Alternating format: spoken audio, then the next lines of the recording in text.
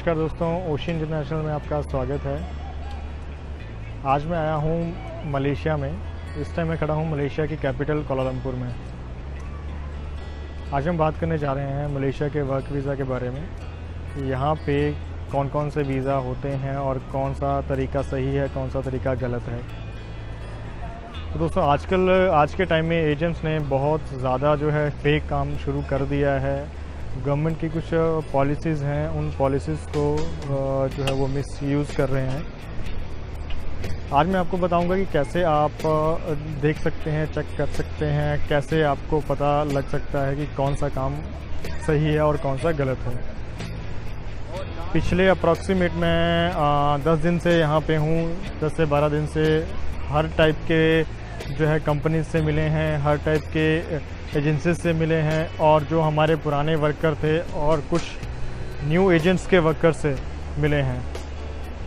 तो मैं आपको बताना चाहूँगा, सबसे पहले आप एक चीज़ ये अपने माइंड में बिठा लीजिए कि जब भी अगर मलेशिया का वर्क वीज़ा अप्लाई करना है तो टूरिस्ट वीज़ा पे नहीं आना है।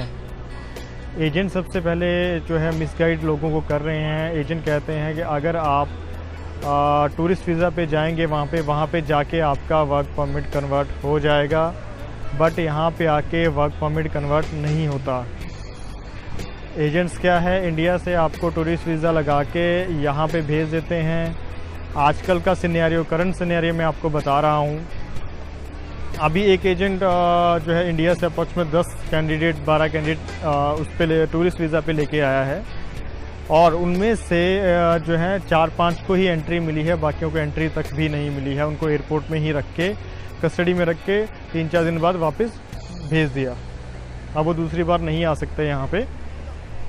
और जो लोग यहाँ पे जिनको एंट्री मिल भी गई है, उनका भी एंट्री मिलने के बाद वर्क परमिट नहीं लगेगा। इसका रीज़न मैं आपको बता देता हूँ।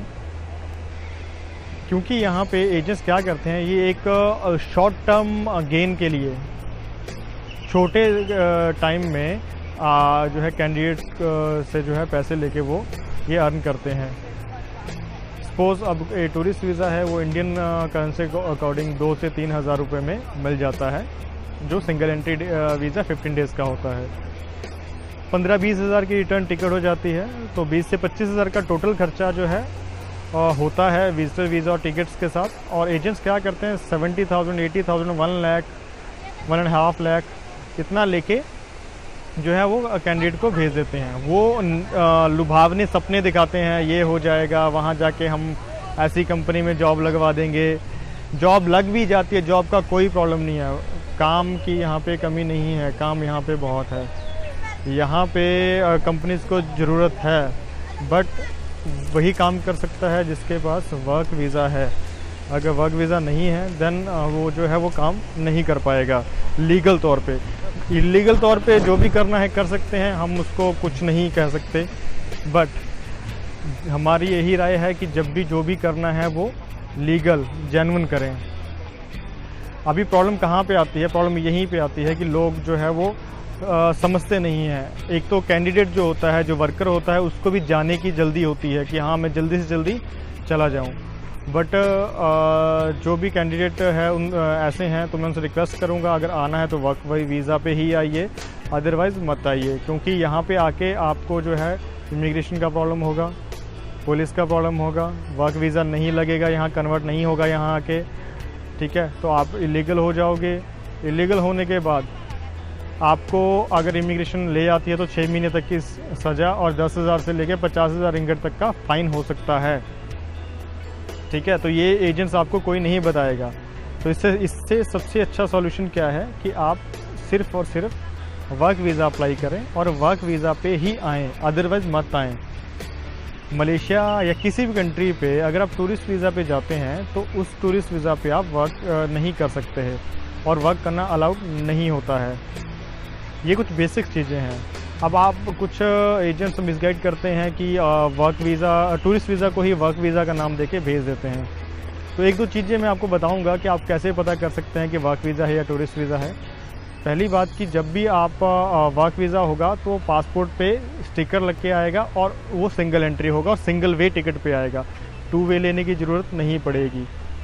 टूरिस्ट वीज़ा वाले एजेंट बोल के भेजते हैं कि आप जब भी आपसे कोई पूछेगा इमिग्रेशन में तो आपने ये कहना है कि हम घूमने जा रहे हैं।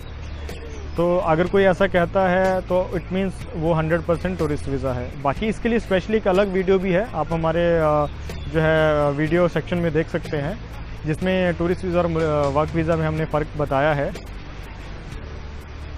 तो आपसे अब ये रिक्वेस्ट है कि आप कभी भी टूरिस्ट वीज़ा पे मत आए। घूमने के लिए आना है आप आ सकते हो, कोई प्रॉब्लम नहीं है उसमें। अभी रिसेंटली ही जो लड़के एयरपोर्ट पे 3-4 दिन रह के वापस गए हैं वो टूरिस्ट वीज़ा पे थे। वर्क वीज़ा पे जो आते हैं उनको इतनी ज़्यादा प्रॉब्लम नहीं होती कभी भी, वो कंपनी टाइमली जो एयरपोर्ट पे लेने आ जाती है और वर्कर जो है वो कंपनी में चले जाते हैं।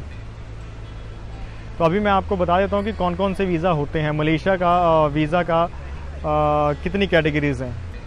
अब जो एक नॉर्मल लेबर क्लास होती है, अब जो भी ये वर्कर्स होते हैं फैक्ट्रीज़ में, मॉल्स में, होटल्स में, ठीक है, प्लांटेशन में, कंस्ट्रक्शन में, ये सब जो है work visa labour category count होती है ये। तो ये जो है 4 टाइप के वर्क वीज़ा होते हैं। एक होता है प्लांटेशन सेक्टर, एक होता है कंस्ट्रक्शन, एक होता है मैन्युफैक्चरिंग और फोर्थ वन होता है इसके अलावा जो चौथा है वो है सर्विस सेक्टर का। अब इंडियन वर्कर्स कहाँ कहाँ अलाउड हैं? इंडियन सभी सेक्टर्स में अलाउड हैं, बट प्लांटेशन और सर्विस सेक्टर में तो इंडियन नॉर्मली अलाउड है। बाकी मैन्युफैक्चरिंग और कंस्ट्रक्शन का स्पेशल कोटा अप्रूवल लेना पड़ता है, तब जाके ही अलाउड है। और सबसे बेटर यही रहता है कि आप जिस कंपनी में आए हैं उसी कंपनी का वीज़ा हो, उसी कंपनी में प्रॉपर आप काम करते रहें, ठीक है।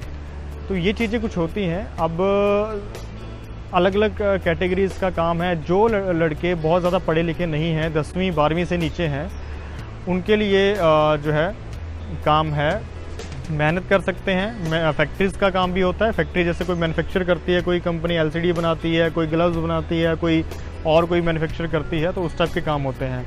और जो 12वीं से नीचे हैं, जो ज़्यादा पढ़े लिखे नहीं हैं, उनके लिए एग्रीकल्चर का काम जैसे फ्रूट प्लकिंग हो गया या कटिंग हो गया, मतलब खेती का काम, जिन्होंने इंडिया में खेती का काम किया है वही यहाँ पे कर सकते हैं।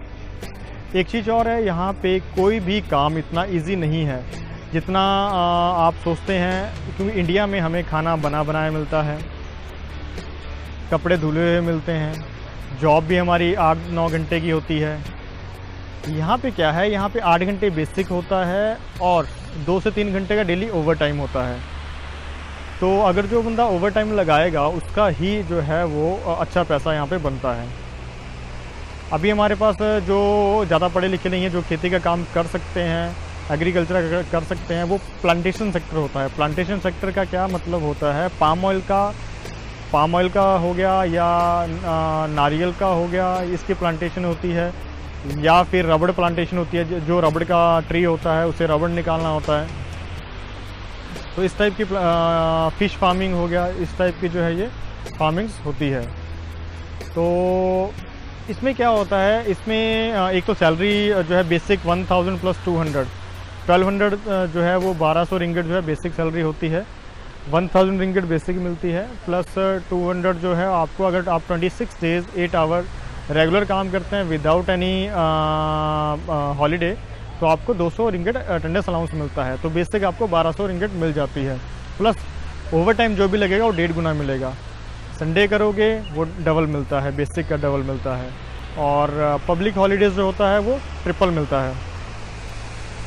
तो इसमें वो बंदा काम सक्सेस हो सकता है जो मेहनत कर सकता है। मेहनत करने वालों को कंपनी कॉन्ट्रैक्ट्स भी दे देती है, ठेका भी दे देती है। उसमें कैंडिडेट नियर अबाउट 2000 2500 3000 तक कमा सकते हैं। बट ये मेहनत वाला काम है, जिसने इंडिया में कोई काम नहीं किया है उसके लिए नहीं है।